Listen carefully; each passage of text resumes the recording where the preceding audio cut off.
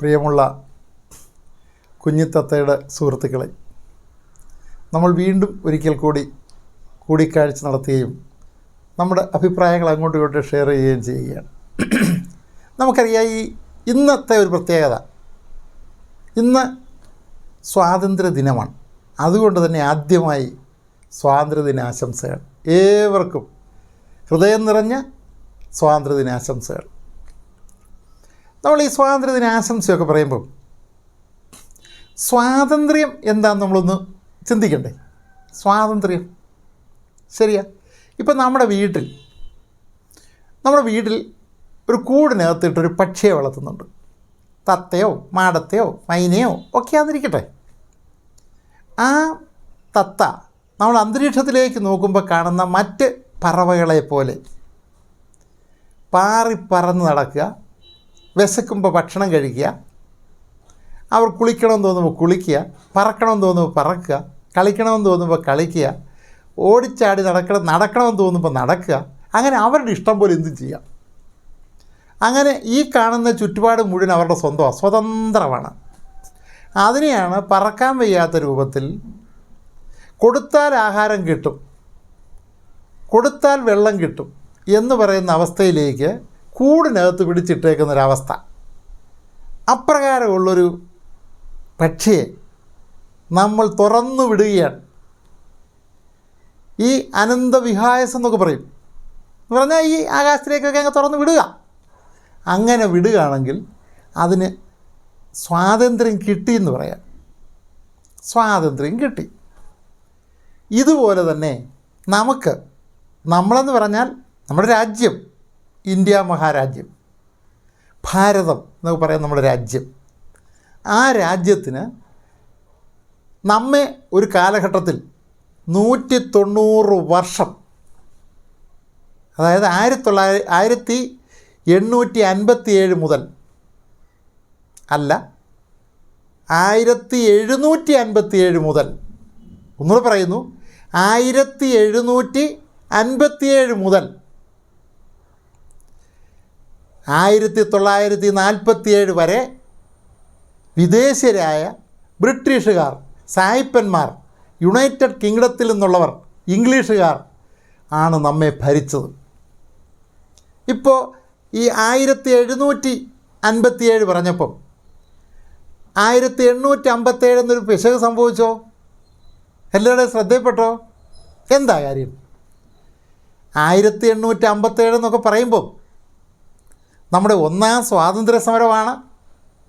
നമ്മൾ ഝാൻസിയിലെ റാണി ലക്ഷ്മിഭായി ഒക്കെ നമ്മൾ വീര കഥകളായി നമ്മളൊക്കെ കാണുന്ന ചരിത്രമാണ്. ആ സ്മരണയാണ് നമ്മുടെ മുമ്പിൽ നിലനിൽക്കുന്നത്.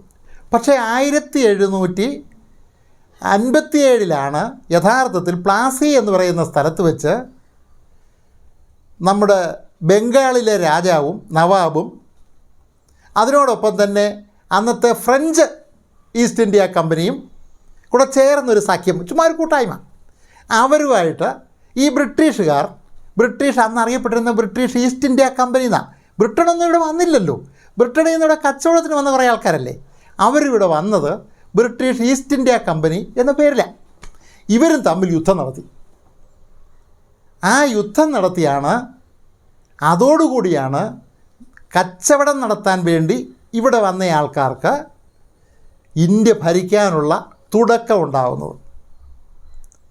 അവരെന്തിനാണ് അവിടെ വന്നതെന്നൊക്കെ പറയുമ്പം ഇപ്പം ഒത്തിരി വിസ്തരിച്ചു പോകും. അതുകൊണ്ട് ഞാൻ ആ ഭാഗത്തോടൊന്നും കിടക്കുന്നില്ല. ഇവിടെ വന്നത് അങ്ങ് ചരിത്രമുള്ള കാലമുണ്ടല്ലോ, അത് ചരിത്രത്തിനൊക്കെ അപ്പുറത്ത്, ചരിത്രാതീതം എന്നൊക്കെ പറയത്തില്ലയോ, ആ കാലം മുതൽ ഇന്ത്യയെക്കുറിച്ച് ഭയങ്കര കേൾവിയാണ്. വിവിധ ലോകരാജ്യങ്ങളിൽ, നമ്മുടെ 7 ഭൂഖണ്ഡങ്ങളിലും പുകഴ്പെറ്റതാണ് നമ്മുടെ രാജ്യം. എന്താണെന്നറിയാവോ സംഗതി? കേരളത്തിലെ കുരുമുളക സാധനം. ആ കുരുമുളക് റോയൽ കുടുംബങ്ങളിലാണ് ഇതിരിക്കുന്നത്. മഹാരാജാക്കന്മാരുടെ കുടുംബങ്ങളിൽ, വലിയ വലിയ പ്രഭുക്കന്മാരുടെ കുടുംബങ്ങളിൽ സൂക്ഷിക്കുന്ന കറുത്ത പൊന്നെന്നറിയപ്പെടുന്ന ഈ കുരുമുളക് ഉൾപ്പെടെയുള്ള സുഗന്ധദ്രവ്യങ്ങൾ അത് തേടിയാണ് വിദേശീയർ മുഴുവൻ ഇവിടെ വന്നത്. അങ്ങനെയാണ് ആദ്യം വന്ന ഒരാളിനെ അറിയാമല്ലോ, ആരാ? Vasco da Gama. എന്ന് പറയുന്ന ഒരു പോർച്ചുഗീസുകാരൻ, ഒരു നാവികൻ, അദ്ദേഹം ഇവിടെ വന്നായിരുന്നു. അത് 1500 2 വർഷം കുറവ്, അതായത് 1498 ആണ് അദ്ദേഹം ഇവിടെ വന്നത്. അന്ന് പോലും ഇങ്ങനെ ഇഷ്ടംപോലെ ആൾക്കാരോട് വരുന്നവരല്ല ഇതൊക്കെ തപ്പിയാണ് വന്നത്. വന്നപ്പോൾ എന്നെ അവിടുത്തെ പ്രത്യേകത അറിയാവും, നമ്മൾക്ക് ഇന്നത്തെ കച്ചവടം പോലൊന്നും അല്ല, ഒരു വലിയ രസമുണ്ട് അതിനകത്ത്. ഇത് ഇവിടുന്ന് കുരുമുളക് വാങ്ങിക്കുക ആരാ? ഈ വിദേശികൾ വരുന്ന ഒരു കച്ചവടക്കാർ. നമ്മുടെ ആൾക്കാർക്ക് ആർക്കും ഇതിൻ്റെ വില അറിയത്തില്ല. എന്താ കാര്യം എന്നറിയാവോ? നമ്മുടെ അന്നത്തെ വിശ്വാസം കടൽ കടന്ന് അപ്പുറത്ത് പോകുന്നത് പാപമാണെന്ന് ധരിക്കുന്ന ഒരു വിശ്വാസമൊക്കെ വെച്ച് പുലർത്തിയിരുന്നൊരു കാലഘട്ടമാണ്. നമ്മൾ അങ്ങോട്ട് പോകത്തില്ല. കാരണം ഇവിടുന്ന് കുരുമുളക് വാങ്ങിച്ചാൽ വിൽക്കുന്ന സ്ഥലത്ത് എത്ര രൂപ കിട്ടുമെന്ന് അറിയത്തില്ല. ആലോചിച്ച് നോക്കി. അപ്പോൾ ആ വരുന്ന കച്ചവടക്കാർ ഇതിനൊരു വിലയിടും. ഉടനെ നമ്മൾ ആ വിലയ്ക്ക് അങ്ങ് കൊടുക്കും. നമ്മുടെയൊക്കെ അപ്പനപ്പൂപ്പന്മാരെ അവരങ്ങനെ അങ്ങ് കൊടുക്കും. അപ്പോൾ വാങ്ങുന്നവൻ നിശ്ചയിക്കും ഇവിടുത്തെ വില. അവിടെ കൊണ്ടുവന്ന് വിൽക്കുമ്പോഴോ വിൽക്കുന്നവൻ തീരുമാനിക്കും അവിടുത്തെ വില. അപ്പോഴില്ലാത്ത ആർക്കാ ലാഭം? കച്ചവടക്കാർക്കാണ്. അങ്ങനെ കച്ചവടത്തിന് വന്നതാണ് ബ്രിട്ടീഷ് ഈസ്റ്റ് ഇന്ത്യ കമ്പനി. 1600 ആണ്ടിലാണ് അവരുടെ വരവ്. അവർ വന്ന് ഇവിടെ പരിപാടിയൊക്കെ കണ്ടു കേട്ടൊക്കെ നോക്കിയപ്പം ഇവിടെ ആർക്കും ഐക്യമൊന്നുമില്ല. നമുക്കറിയത്തില്ല, ഇപ്പോഴും പലർക്കും അങ്ങോട്ടും ഇങ്ങോട്ടും കുശുമ്പും കുന്നാമിയും അയലോക്കത്തും നീരസവും ഒക്കെ കാണത്തില്ലയോ? അങ്ങനെ ഇവിടുത്തെ കൊച്ചു കൊച്ചു രാജാക്കന്മാരൊക്കെ തമ്മിൽ അങ്ങോട്ടും ഇങ്ങോട്ടും നീരസവും ഒക്കെ ആയിട്ട് ഇരിക്കുക. ഇവർ തമ്മിൽ വലിയ പിണക്കവും പിന്നെ യുദ്ധവും ചെറിയ ചെറിയ യുദ്ധവും പരിപാടിയും ഒക്കെ ആയിട്ട് നിൽക്കുക. അവരാ പരുവത്തിന് എന്ത് ചെയ്തു? കുറച്ച് പേരെ കൈപിടിച്ചു. അങ്ങനെയാണ് നമ്മുടെ ബംഗാളിലെ നവാബിനെ ആ നവാബിൻ്റെ സർവ്വസൈന്യാധിപനാണ് സിറാജുദ്ദൗള ഒക്കെ പേര് കേട്ടാണ്. ഇവരെ വളരെ തന്ത്രപരമായി ഫ്രഞ്ച് കമ്പനിക്കാർ കൂടെ കൂട്ടി. ഫ്രഞ്ച് കമ്പനിയായിരുന്നു ആ യുദ്ധത്തിൽ ജയിച്ചതെങ്കിൽ നമ്മുടെ ബ്രിട്ടീഷുകാരല്ല ഭരിക്കുന്നത്, ഇവരാണ് ഭരിക്കുന്നത്, ഫ്രഞ്ചുകാരായിരിക്കും ഭരിക്കുന്നത്. അങ്ങനെയാണ് അത് രൂപപ്പെട്ടു പോയത്. അപ്പോൾ അങ്ങനെ ആ യുദ്ധത്തിൻ്റെ പേര് പ്ലാസി യുദ്ധം എന്നാണ് പറയുന്നത്. ആ പ്ലാസി യുദ്ധത്തിൽ വെച്ചാണ് ബ്രിട്ടീഷുകാർക്ക് ഇവിടെ ശേഷി ഉണ്ടാകാൻ തുടങ്ങിയത്. പിന്നെ ക്രമേണ അവരവിടെ ഓരോ സ്ഥലത്തിൻ്റെ രാജാക്കന്മാരെ തമ്മിൽ ഭിന്നിപ്പിച്ചും അങ്ങോട്ടും ഇങ്ങോട്ടും കുശുമ്പും കൊതിയുന്നതിനൊക്കെ പറഞ്ഞുമൊക്കെ അഡ്ജസ്റ്റ് ചെയ്തുമൊക്കെ അവരങ്ങനെ അപ്രകാരം ഇന്ത്യയുടെ ആധിപത്യം അങ്ങ് നേടിക്കഴിഞ്ഞാൽ അവരെന്തിനാണ് അവിടെ വന്നേ? നമ്മളെ നന്നാക്കാനാണോ? അല്ല, അവർ വന്നത് ഇവിടുത്തെ വിഭവങ്ങൾ, ഇവിടുത്തെ സമ്പത്ത് ഒക്കെ അങ്ങ് കൊണ്ടുപോവുക, അവരുടെ നാട്ടിൽ കൊണ്ടുപോവുക, അവരുടെ രാജ്യത്തിന് പുരോഗതി വരിക. മനസ്സിലായോ? അന്നത്തെ കാലഘട്ടം എന്നൊക്കെ പറഞ്ഞാൽ ബ്രിട്ടനിൽ നിന്ന് ലോകത്തിൻ്റെ വിവിധ ഭാഗത്ത് ഇതുപോലെ പോവുക, ചെന്ന് ഓരോ രാജ്യത്തെയും കീഴ്പ്പെടുത്തുക, അവിടുന്ന് കിട്ടുന്ന സാധനങ്ങളൊക്കെ അങ്ങോട്ട് അടിയിച്ച് മാറ്റി കൊണ്ടുപോവുക. അതായിരുന്നു അവരുടെ പരിപാടി. അതുകൊണ്ടാണ് അവരെ പറയുന്നത് സൂര്യൻ അസ്തമിക്കാത്ത നാട് എന്ന് പറഞ്ഞാൽ അവരുടെ നാട്ടിൽ സൂര്യൻ അസ്തമിക്കുകയും ഉദിക്കുകയും ചെയ്യുന്നില്ലെന്നല്ല അതിനർത്ഥം. എന്താ സംഭവം?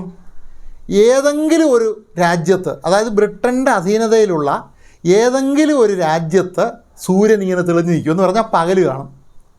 അപ്പോൾ അവരുടെ സാമ്രാജ്യത്തിൻ്റെ ഏതെങ്കിലും ഒരു രാജ്യത്തെങ്കിലും കുറഞ്ഞ പക്ഷം സൂര്യൻ ഉദിച്ച് നിൽക്കും. അപ്പോൾ സൂര്യൻ അസ്തമിക്കുന്നില്ല ബ്രിട്ടൻ്റെ രാജ്യത്ത്.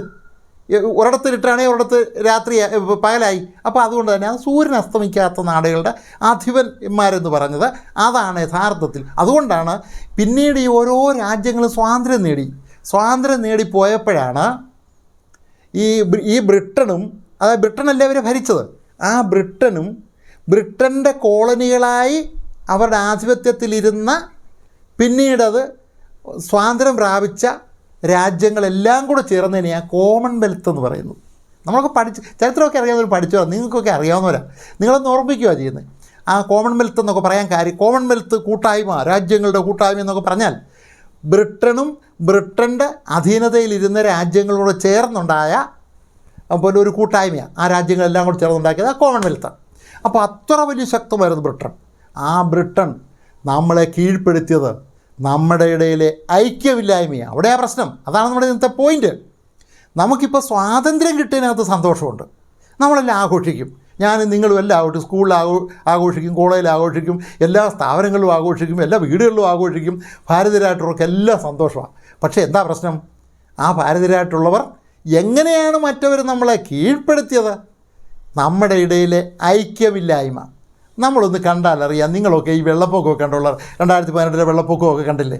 വെള്ളമൊക്കെ ഇങ്ങനെ പൊങ്ങി പോകുമ്പോഴേ നമ്മൾ നോക്കാമെങ്കിൽ ഈ വെള്ളത്തിൻ്റെ മണ്ടയ്ക്ക് ചില ബോൾ പോലെ ബോൾ പോലെ ഇങ്ങനെ ഉറുമ്പ് അല്ലെങ്കിൽ എറുമ്പ് എല്ലാം കൂടി ഇങ്ങനെ പോകുന്നത് കാണാം. എറുമ്പ് ബോൾ പോലെ എന്തോ സാധനം എന്നറിയാമോ? ഈ ഇവരെല്ലാം കൂടെ ഒന്നിച്ച് കെട്ടിപ്പിടിച്ച് എറുമ്പെല്ലാം കൂടെ കിടന്ന് കഴിയുമ്പോഴത്തെ എറുമ്പിൻ്റെ ഒരു ബോളായി കഴിയുമ്പോൾ ഇത് മണ്ടയ്ക്ക് പൊങ്ങിക്കിടക്കും. ഇതിനിടെ വായു ഉണ്ടല്ലോ, പൊങ്ങിക്കിടക്കും. എവിടെയെങ്കിലും കരയ്ക്ക് ചെന്നിട്ട് ഇവരൊന്നിച്ചങ്ങ് കയറും.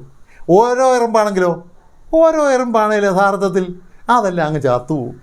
അപ്പോൾ അവരുടെ ഒരു കൂട്ടായ്മ, അവരുടെ ഒരു ഐക്യം, അതൊരു പ്രധാന ഘടകമാണ്. ഐക്യമില്ലാത്തത് കൊണ്ടാണ് ഇവർക്ക് ബലമില്ലാതെ വരുന്നത്.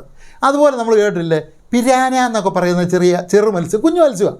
പക്ഷേ ഒരാന എന്നാലും 10 മിനിറ്റ് കഴിയുമ്പോഴത്തെ കാണത്തില്ല. അവരെല്ലാവരും കൂടെ വന്നിട്ട് ഇതിനെ അങ്ങ് കറന്നു തിന്നും. അവർ പല്ലിന് വലിയ ബലമൊക്കെയാണ്, കറന്നു തിന്നും. മുമ്പേ പറഞ്ഞ എറുമ്പ് തന്നെ നമുക്കറിയാം, ഈ ആശാന്മാരുടെ ഒരു വലിയ പ്രത്യേകതയുണ്ട് എറുമ്പിൻ്റെയൊക്കെ. ആ എറുമ്പ് എല്ലാം കൂടെ ഒന്നിച്ച് വരും.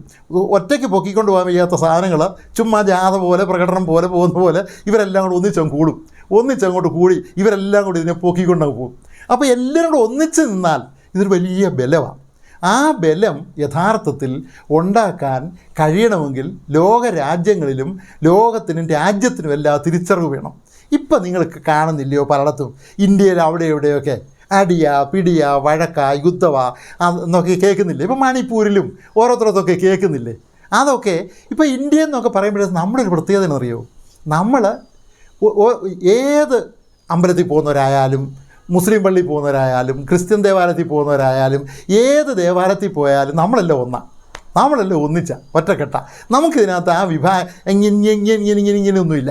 ഇന്നാര് പള്ളിയിൽ പോകുന്നു, ഇന്നാര് അമ്പലത്തിൽ പോകുന്നു, അങ്ങനെയൊന്നുമില്ല. പള്ളിയിൽ പോകേണ്ടവർ പള്ളിയിൽ പോയി, അമ്പലത്തിൽ പോകുന്നവർ അമ്പലത്തിൽ പോയി. അതിന് അവരെന്തെങ്കിലും മറ്റ് ചടങ്ങുകൾക്കൊക്കെ പോകുന്നെങ്കിൽ പോകട്ടെ, നമുക്കെന്ത് ചെയ്യും. പക്ഷേ നമ്മളെല്ലാം കേരളീയരാണ്, നമ്മളെല്ലാം ഭാരതീയരാണ് എന്ന് പറയുന്നൊരു വലിയ യോജിപ്പിൻ്റെ പ്രശ്നമുണ്ട്. നമ്മൾ കേരളീയരെ സംബന്ധിച്ചുള്ള ഒരു സംശയമൊന്നും വേണ്ട. നമ്മളൊക്കെ ഞാനും നിങ്ങളടക്കമുള്ള മുഴുവൻ പേർക്കും നമുക്ക് പ്രശ്നവും നമ്മുടെ അയൽവക്കത്തും മറ്റാൾക്കാരും എല്ലാം അയൽവക്കത്തെ ചേട്ടൻ പള്ളിയിൽ പോകുന്നതിനായിരുന്നു നമുക്കെന്താ കാര്യം? ഈ അപ്പുറത്തെ ചേച്ചി മുസ്ലിം പള്ളിയിൽ പോകുന്നതായിരിക്കും, നമുക്കെന്താ കാര്യം? ഇതൊന്നും നമുക്ക് ബാധകമല്ല. എന്നാൽ നമ്മളെല്ലാം ഒന്നിച്ചൊരു സുഹൃത്തുക്കളെ പോലെ ഒന്നിച്ച് പഠിക്കുന്നു, ഒന്നിച്ച് വളരുന്നു, ഒന്നിച്ച് ജീവിക്കുന്നു. അങ്ങനെ നമുക്കൊരു കൂട്ടായ്മയുണ്ട്, നമ്മൾ കേരളീയർ മലയാളികൾ. അതുപോലെ ഇന്ത്യയിലെ ജനങ്ങളാകെ ഒരു കൂട്ടായ്മയോടുകൂടി ഐക്യത്തോടുകൂടി നിന്നായിരുന്നെങ്കിൽ ഒരു ബ്രിട്ടീഷുകാരും നമ്മളെ ഭരിക്കത്തൊന്നുമില്ല. ഇവിടെ ആരും വരുന്നത്, ഇവിടെ ഒത്തിരി പേര് വന്നു നമ്മളെ കീഴ്പ്പെടുത്തിക്കൊണ്ട് പോകാൻ വേണ്ടിയിട്ട്. അവരൊക്കെ തമ്മിൽ പിന്നെ കടിപിടി മഴക്കും യുദ്ധമൊക്കെ ആയി.